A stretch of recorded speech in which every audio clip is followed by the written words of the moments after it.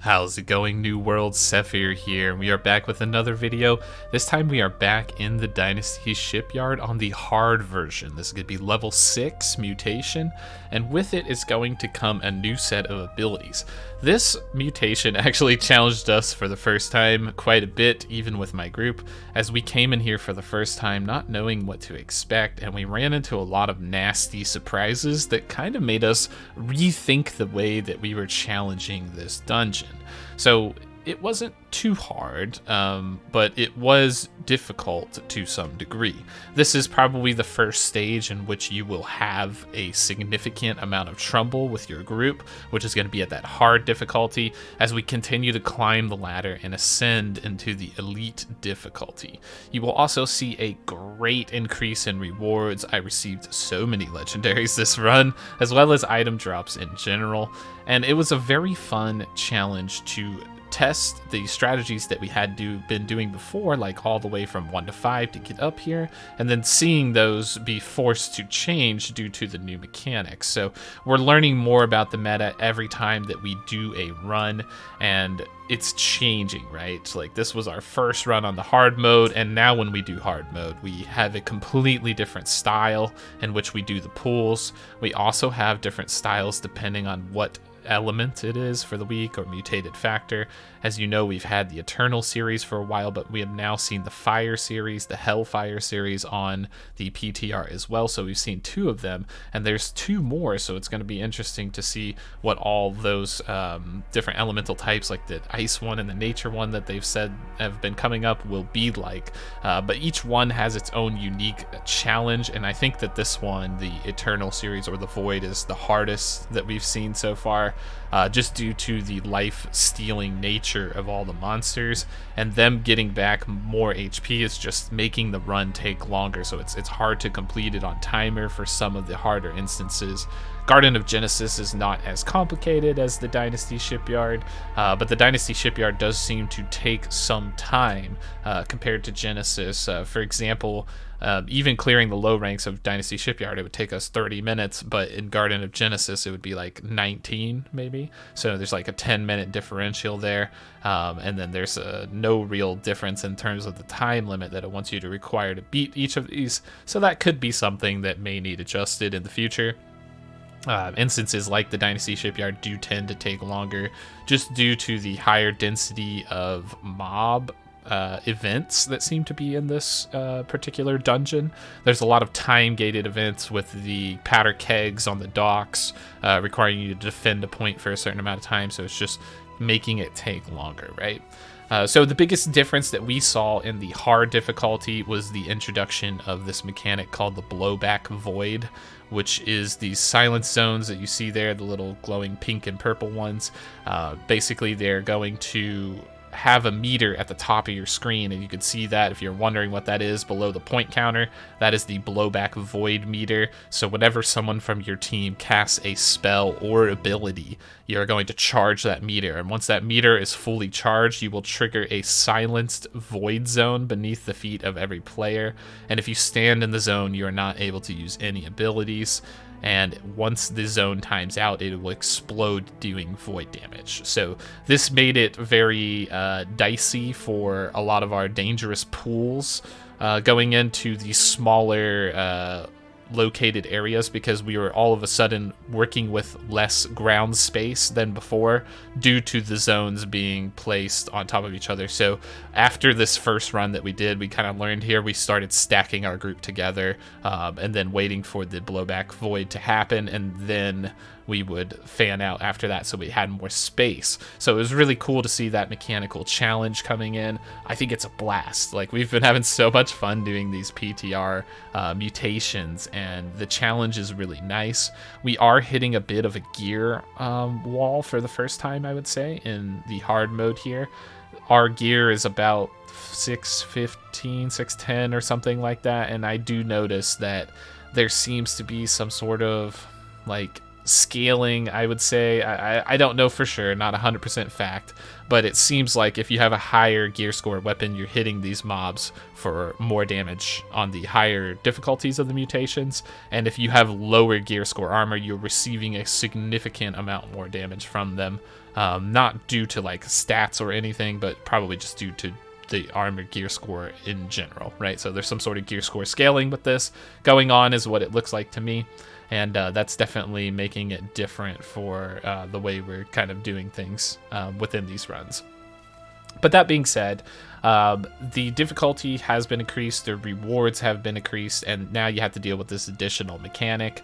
And we are getting closer to beating all of hard and pushing into the elite version.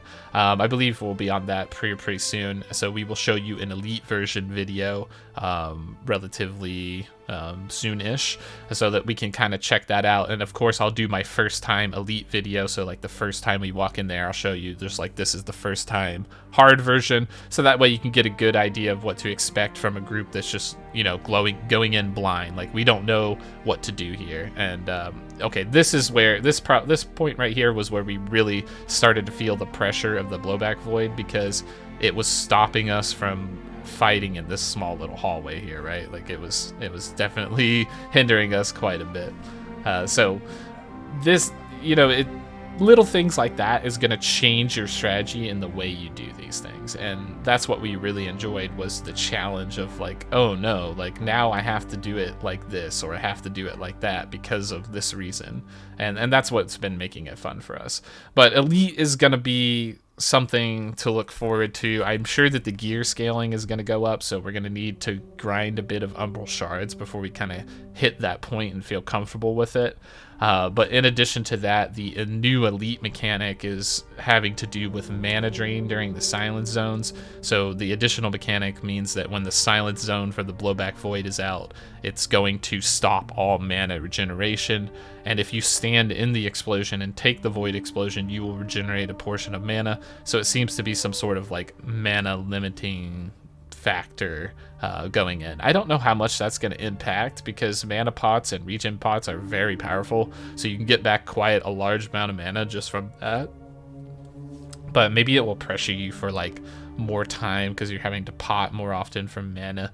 Although I feel like I pot a lot in these dungeons anyways, just to get maximum pressure out. But you know, it definitely seems like it could be something very interesting to deal with. So the other thing we saw, that as our expertise was getting higher with our weapons and our armor, we were seeing that we were getting a lot more, I don't know if it was legendaries due to the mutation level or just high level items in general, but we were definitely getting higher level purples, a lot more rewards that seemed to be like worth. They were actually getting better and actually decent stats on them. So maybe that's just like the increased frequency of the drop. We're finding more potential good items. So I can't wait to see what elite has in store, because I believe that when we do get to this elite mode, we will probably see the instance where we're going to end up with like 20, 30 legendaries per run if this keeps scaling at this rate, right? And that would be something nice to see, because we would finally have a reliable way to get legendaries without having to just craft it or pay gold, right? And that's the biggest thing I want to see going forward with New World in this game. I want to get away from gold being the best in slot, right? Because that just creates issues with people who own territories, that creates issues with the people that duped gold, that creates a lot of issues with RMT and you know, bad things like that. But you know, in games, it's always been best if the gear was coming from hard content, right? Like in-game content.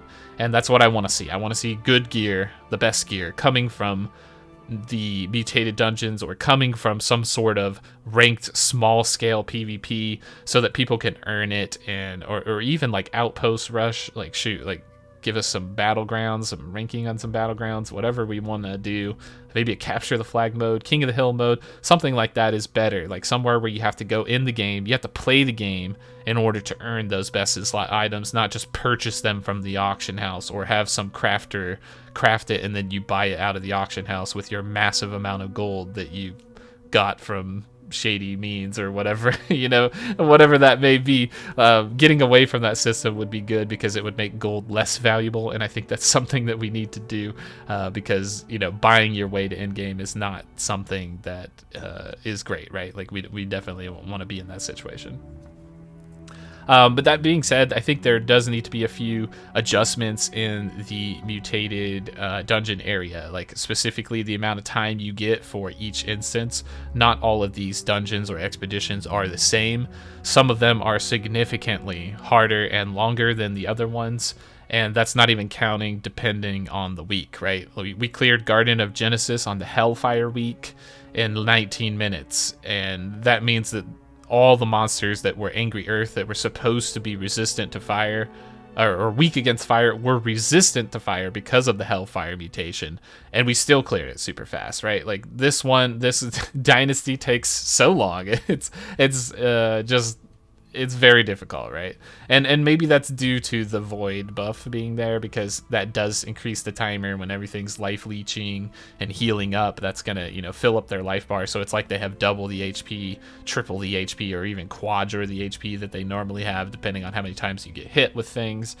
So that's definitely gonna be a bit of an annoyance, but I'm excited to see the mechanics coming in the future, because yes, this blowback void is really cool and challenging, but I know that there's a chain fire mechanic with the Hellfire mutation on the final level, so I really want to see how that goes into play. It had some weird spreading and stacking mechanic with the chain fire, so I really like that, like good attention to detail and nice mechanics that requires your group to work together as a team to get something done. That's really, really fun, and I think that's a good direction for, you know, end-game content. Like challenging bosses with good mechanics is always good PvE content. So that'll be something nice to see. So this will be our first run ever here as we close out the boss, the final boss here. We did get a silver rank because of the time factor. Again, these mobs just taking long, and we got about 660 Umbral Shards. The run stated 800, but I think you lose a bit when you don't time it. So this was our first time not getting a gold. So we kind of, you know, we saw that the timer hurt us quite a lot there. But as you can see, the last boss did give me 2 legendaries, so that's kind of cool. And I got a solid spear and a couple other pretty good items. So it was definitely nice to see good things dropping, right? That's always good to see. All right, that's going to be pretty much it for this one, everyone. Thanks for your time and watching the video. I hope you've been enjoying these mutated dungeon kind of previews. They're not everything, but it's going to be the most part of it here. So it's going to be a great thing to see going forward, and I'm looking forward to challenging the elite modes. All right, thanks for your time and watching. We have a subscribe, like, and bell button down below, as well as a join button if you're interested in becoming a member today.